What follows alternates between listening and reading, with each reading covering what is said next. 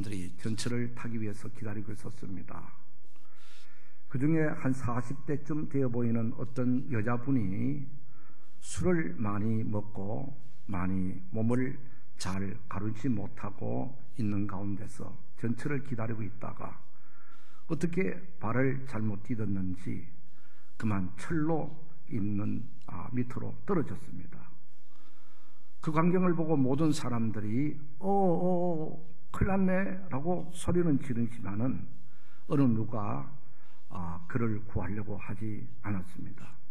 그때에 어떤 젊은 청년이 쏜살같이 그 선로 밑으로 뛰어내렸습니다. 그리고는 그 여인을 선로 주변 그 배수로 있는 대로 밀어놓고 자기도 쏜살같이 그리로 피했더니 그 순간 차가 확 지나갔습니다. 정말 죽을 수밖에 없는 위급한 상황에서 이 젊은 청년의 도움으로 이 40대 여인이 살았습니다. 그러고는 그 여인을 위로 올려서 했더니 정신을 잃었습니다. 그래서 인공호흡을 하고 혈액했더니 이분이 정신을 차렸어요. 차리고서는 그 모든 상황을 알고 사람들이 둘러섰는 것을 보고는 창피해 그렇게 한마디 말하고서는 어디론가 그냥 사라져버리고 말았습니다. 나중에 보니까 그 여인을 구한 젊은 청년은 26살 광운대학교 다니는 학생이었고 그 이름은 유재준이라는 청년이었는데 임마누엘 교회에 아주 열심히 다니는 신실한 믿음의 사람이었습니다.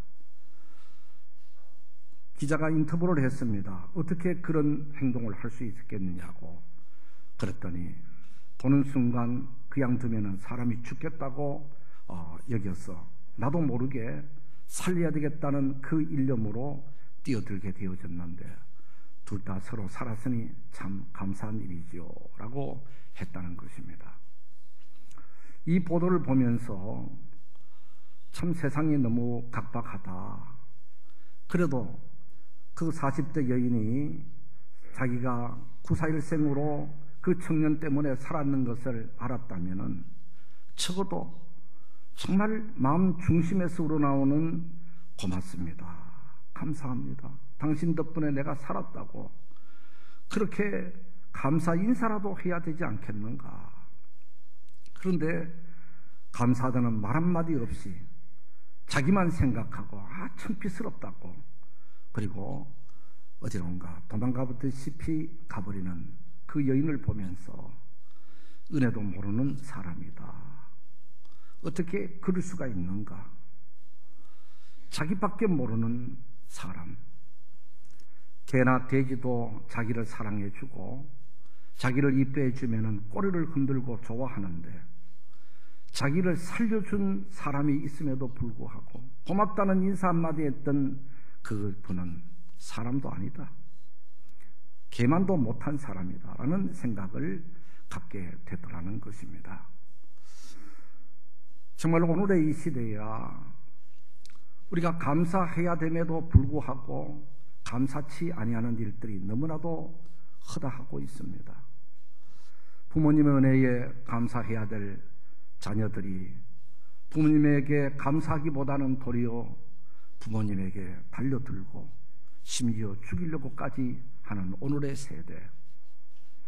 선생님의 고마움과 은혜에 감사해야 될 학생들이 도리어 선생님을 향해서 삿대질을 하고 선생님을 고소하고 중국에서 보니까 선생님까지 학생들 셋이서 때려 죽인 사건들을 보면서 오늘의 세대가 왜 이래 됐을까 하는 안타까운 마음을 금할 길이 없습니다. 디모데전서 3장 2절에 보면은 말세가 되면은 자기만 사랑하고 돈을 사랑하고 교만하고 부모를 공경하지 아니하며 감사치 아니한다라고 했듯이 정말 오늘이 말세가 되었구나 하는 씁쓸한 생각을 가져봅니다. 이런 세대에서 우리 주님께서는 감사하는 자가 되라. 우리 그리스도인들은 세상에 살면서 아무리 세대가 바뀌어진다 하더라도, 세상 사람들이 어떻다 하더라도 감사하는 삶을 살아가라고 우리에게 말씀하십니다. 범사에 감사하라, 이것이 하나님의 뜻이다 라고까지 말씀을 하고 있습니다. 우리가 그러면은 어떻게 감사해야 할까? 또 우리가 구주로 믿는 예수 그리스도 주님께서는 이 땅에 활동하실 때에 어떤 감사를 하셨을까? 감사 생활을 어떻게 표현했을까 하는 것을 생각해 보고자 합니다. 오늘 본문의 말씀은 베다니에 사는 나사로라는 사람, 자기의 두 누이 동생과 함께 3남매가 살고 있는데, 이 젊은 나사로가 병들었다는 이야기를 예수님께 전합니다. 그렇지만 예수님께서 다른 일정들이 너무 바쁘셔서 그 일정을 소화하고 나사렛 집에 왔을 때는 이미 나사로라는 사람이 죽었고, 그리고 장사 지내졌고 죽은 지 나흘이나 되어졌다고 하는 상황입니다. 예수님이 늦게 오신 것을 보고 그 나사로의 여동생들이 주님 진작 좀 오시지 않고 일찍 좀 오셨더라면 우리 오빠가 죽지 않았을 텐데 왜 이제 오셨느냐고 원망거린 이야기를 합니다. 그리고 친척들과 주변 사람들이 젊은이가 죽었다고, 불쌍한 3남매 그 중에서 가장 역할을 하는 이 오라비가 죽었다고 안타까워하며 슬퍼하고 있습니다. 이런 상황 가운데서 예수님께서는 나사로가 어디 있느냐, 벌써 무덤에 장사 지냈습니다. 그것이 어디 있냐, 같이 가보자. 그렇게 해서 예수님과 그 일행들이 나사로를 장사 지낸 무덤 앞에까지 이르게 됐습니다. 오늘 우리나라는 산에 땅을 팔고 시신을 매장을 하거나 요즘 들어서는 화장을 많이 합니다만은, 그때 당시 유대 나라에서는 굴을 파고 그리고 굴 안에다가 시신을 가지런히 누워 놓는 것이 그때 당시의 무덤이었습니다. 그리고는 그 굴에 맹수들이 들어가지 못하도록 입구에 돌 같은 것으로 막아 두었습니다. 예수님은 나사렛의 무덤 앞에 오셔서 무덤 문에 놓인 돌들을 좀 치워라. 그렇게 해서 돌을 치우신 다음에 먼저 하신 말씀이, 아버지여, 내 말을 들으신 것을 감사합니다 라는 기도부터 하셨습니다. 주님이 서신 이 모든 상황은 감사할 수 있는 분위기, 상황이 아닙니다. 젊은이의 죽음 앞에, 그리고 벌써 그 나라는 더운 나라이기 때문에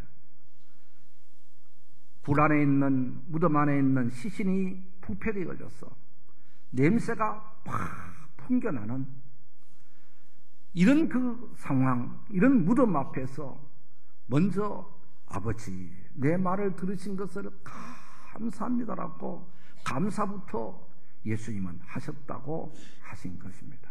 이 말은 전날에 제가 기도할 때에 제가 하는 모든 일들 아버지 하나님께서 들어주시고 도와주신 것을 감사한다고 하는 이런 그 말씀이었습니다. 우리가 사람이 살아가면서 우리는 희비애락, 좋은 일들도 겪게 되고 나쁜 일들도 겪게 되고, 다른 사람으로부터 칭찬 듣기도 하고 욕먹기도 하고 아프기도 하고 사고를 당하기도 하고, 그리고 꿈을 이루어 가기도 하고, 이런 여러 가지 복잡한 우리의 인생을 살아가게 됩니다. 이런 인생, 지금까지 살아온 우리의 인생을 돌아보면서 내 자신의 인생을 어떤 시각으로 평가하고 보느냐 하는 것은 참 중요합니다. 어떤 분들은 자기의 지나온 삶을 돌아보면서 나는 고생했는 사람을 살아있고 고생했다고, 나는 너무너무 힘들게 인생을 살았다고, 자기의 살아온 과거를 돌아보면서 안 좋은 부분, 고생했던 부분, 아팠던 부분, 슬펐던 일들, 이런 것들을 생각하고 내 인생은 험하겠다고 그렇게 자기 인생을 평가하는 분들이 있습니다. 그러나 또 어떤 분들은 참 내가 지난날 하나님의 은혜를 많이 받았다고, 하나님 앞에 나는 많은 복을 받았다고, 하나님의 은혜로 나는 살았다고, 지난 과거의 삶을 하나님의 은혜로 생각하고 하나님 앞에 감사하는 분들이 있습니다. 바로 예수님은 지난날의 삶을 돌아보면서 모든 것이 하나님의 은혜였습니다, 감사합니다 라는 이런 시각으로 예수님이 보셨고 말씀했다고 하는 사실입니다. 이런 것을 보면은 오늘 우리들도 예수님이 우리의 본이 되신 분이시기 때문에 우리의 지난날의 삶이 여러 가지로 희비애락이 교차되어지는 삶이지만은 좀 불편스럽고 힘들었고 기분 나빴고 여러 가지 어려운 일들을 다 묻어버리고 좋았던 것들, 감사한 것들, 아름다운 것들을 생각하면서 하나님께 영광 돌리고 하나님께 감사하는 이런 삶의 의식을 우리들도 가져야 될 줄로 믿습니다. 그리고 또 42절에 보면은 예수님이 이런 말씀을 하셨습니다. 항상 내 말을 들으신 줄을 내가 알았사옵나이다. 항상 내 말을 들으신 것을 나는 압니다. 그런 말이죠. 지난날의 삶에도 우리가 감사하지만 지금 이 순간에도 아버지 하나님께서 내 말을 들어주실 줄로 나는 믿고 감사합니다 라는 현재 환경에서, 현재 형편에서, 현재 주어진 일들 가운데서 또 오늘 내가 있게 된 것은 하나님의 은혜입니다 라는 이런 그 고백인 것입니다. 그렇습니다. 지난날에 우리가 삶을 통해서 좋은 일들을 생각하며 감사한 것은 누구든지 할 수 있는 일입니다. 이것은 기본적인 감사입니다. 그리고 또 지금 내가 처하고 있는 형편 가운데서도 우리가 감사하는 것, 이것도 우리 마땅한 일입니다. 사도 바울은 내가 내던 것은 하나님의 은혜입니다 라고 고백했습니다. 이 사도 바울에게도 복음 전하라고 감옥에도 갇혔고 매도 맞았고 배도 고팠고 욕도 많이 먹었습니다. 그런 여러 가지 삶들이 많이 있었지만은 오늘 내가 이렇게 건강하게 되어진 것, 내가 하나님을 섬기게 되어진 것, 내가 복음을 전할 수 있게 되어진 것, 이것이 자체가 하나님의 은혜입니다 라고 고백한 것입니다. 오늘 우리들도 현재 내 형편 가운데서 내가 지금 살고 있는 삶의 현장, 그 모든 것들이 하나님의 은혜인 줄 알고 하나님 앞에 감사할 수 있게 되기를 바랍니다. 이렇게 감사하려면은 비교 의식을 하면 안 됩니다. 사람들은 자꾸만 동창들이 모이게 되면은 똑같이 공부했는데 니는 돈 벌고 나는 가난하고, 니는 잘 살고 나는 못 살고, 자꾸 친구들과 비교하기 때문에 동창회 갔다 오면은 마음이 편치를 못합니다. 친척들과 함께 명절 때 함께 만나면은 자꾸만 형제들끼리 비교를 하지요. 잘된 형제가 있고 좀 못된 형제가 있는데 자기보다 잘난 사람, 멋있는 사람, 더 삶을 누리고 있는 그분들을 비교하면서 내 자신을 보니 내 자신이 자꾸만 초라하게 여겨지게 됩니다. 세상의 인생이라는 것은 다 같지 않습니다. 그죠? 그는 그에게 주어진 분복이고 나는 나에게 주어진 분복인 줄 알고 내 지금 주어진 형편과 환경에서 감사할 때에 거기에 기쁨이 있고 행복이 있는 줄 믿습니다. 아무리 궁궐 같은 집에서 산다 하더라도 아무리 좋은 음식을 먹고 산다 하더라도 거기에 감사가 없고 불평, 원망이 있으면은 그것은 지옥 같은 삶입니다. 그러나 비록 운막에 산다 하더라도 그저 모든 것이 하나님의 은혜고 주어진 현재 형편을 통해서 감사하는 그 사람은 그것이 곧 천국이 될 줄로 믿습니다. 오늘 우리 그리스도인들도 병들고 사고도 당할 수가 있고 아플 수도 있습니다. 힘든 인생이 될 수도 있습니다. 그러나 우리 그리스도인들이 달라야 하는 부분들은 똑같은 상황 가운데서 불평거리를 찾아서 불평하는 것이 아니고 감사거리를 찾아서 감사해야 될 줄로 믿습니다. 어떤 교우 한 분이 지난 겨울에 눈길에 미끄러서 팔이 부러졌습니다. 그리고 기부스를 했습니다. 그리고는 기부스를 하는 어떤 이런 모습으로 내가 이거 기부스를 해서 불편하기 그지없고 왜 하필 내가 이렇게 넘어져서 자빠져서 이 고생하는지 모르겠다고 불평을 쏟아놨습니다. 그럴 때에 그런 말을 했습니다. 물론 좀 불편하겠지만은 눈길에 넘어져서 내진탕 안 된 것이 감사하고 다리 안 부러진 것이 감사하고 감사한 것을 생각하자고. 맞습니다. 생각을 바꾸니까 불편한 가운데서도 감사하니까 그 환경을 이길 수 있게 되어진 것입니다. 할렐루야.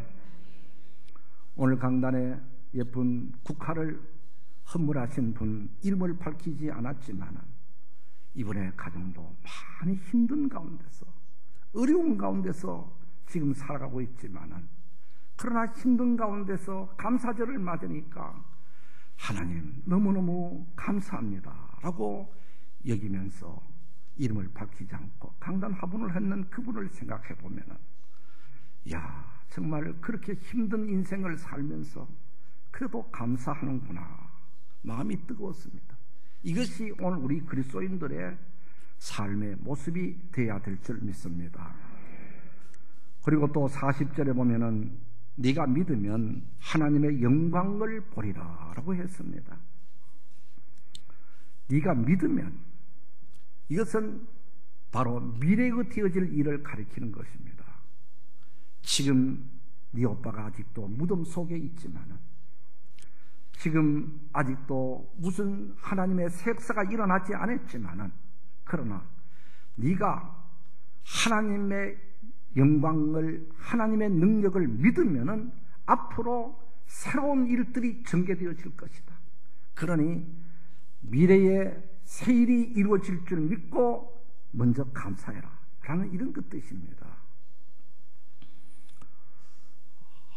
사람들은 대부분 지나간 일을 통해서 정말로 마음이 뜨거우면 감사하고 또 생각대로 안 됐으면 감사하지 않고 뭐 이런 것이 일반적인 우리의 삶인데 우리 주님께서는 앞으로 아직도 이루어지지 않았지만은 믿음으로 먼저 감사해라.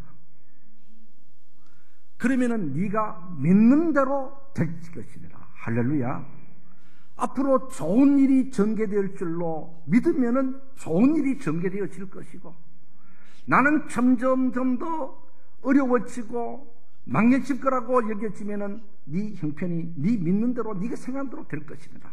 그러니 미래를 생각하면서 아름다운 꿈을 꾸면서 더 희망적인 일들이 일어날 것을 생각하면서 소망을 갖고 미래의 일들까지 믿음으로 감사하라고 그렇게 가르쳐 주신 것입니다. 그렇습니다. 우리는 항상 꿈을 갖고 살아가야 될 줄 믿습니다. 미래를 밝게 보면서 살아가는 사람이 복된 자인 줄 믿습니다.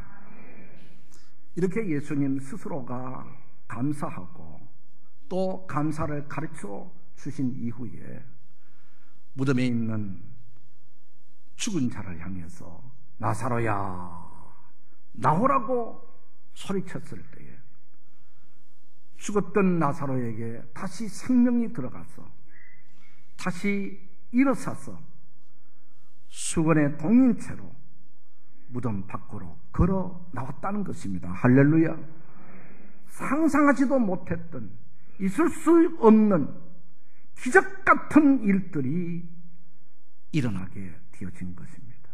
이것은 감사를 통해서 주어지는 기적이다 라고 하는 겁니다. 그렇습니다. 우리가 감사하면은 상황이 바뀌어지게 되고 환경이 바뀌어지게 되고 내 자신의 미래가 밝아지게 될 줄 믿습니다. 감사는 슬픔과 고통을 끝내게 하는 이런 능력과 역사가 있는 줄 믿습니다. 마귀는 우리에게 어떻든지 불평하게 만듭니다. 원망하게 만듭니다. 그러나 마귀가 예상하지 못하게 원망하고 불평해야 될 자리에 감사하게 되어지게 되면 마귀는 한 길로 왔다가 열 길로 도망치게 될 줄 믿습니다. 그러므로 마귀를 이길 수 있는 방법, 내 자신을 이길 수 있는 방법, 세상을 이길 수 있는 방법은 곧 감사인 것입니다. 감사하면은 내 스스로가 기쁨이 회복되어지게 되고 감사하면은 세상을 이기는 능력이 주어질 줄 믿습니다. 우리가 이것을 알면서도 자꾸만 살다 보면은 이런 일 저런 일 때문에 불평하게 되어지게 되고 짜증 부리게 되어지게 되고 감사를 잃어버리게 되잖아요. 하나님께서는 이스라엘 백성들에게 절기를 지키라고 하셨습니다. 유월절, 초막절, 수장절 이런 여러 가지 절기를 지키라고 말씀하셨는데 하나님께서 지키라고 하는 절기들은 모두가 감사절기입니다. 감사절기예요. 감사절기. 그래서 살다 보면은 감사를 잃어버리기 때문에 절기를 통해서 다시 감사를 회복하고 또 절기를 통해서 다시 믿음을 회복하고 감사하는 삶으로 다시 돌이키게 하고자 하시는 것이 하나님의 뜻이었던 것입니다. 그렇습니다. 오늘 우리들도 우리가 추수감사절을 맞이해서 그저 얼마의 헌금으로 추수감사절 헌금을 드리는 것만으로 감사가 아니라 이런 감사절을 통해서 잃었던 감사를 다시 회복해 가야 될 줄로 믿습니다. 마음 중심에 정말 우리는 감사하며 살아야 되겠다. 이 감사의 삶을 생활화해 가는 이런 계기점으로 만들어 가야 될 줄 믿습니다. 그러면은 우리는 정말 하나님 앞에 복받는 사람, 복 있는 사람이 될 줄로 믿습니다. 기도합니다. 하나님은 날마다 범사에 감사라고 하셨는데 우리는 감사하기보다는 작은 어떤 일들로 통해서 불평하고 원망하고 짜증을 부릴 때가 너무나도 많습니다. 이런 저희들을 아시고 이런 감사절기를 통해서 다시 감사를 회복하는 사람이 되라고 우리에게 말씀하십니다.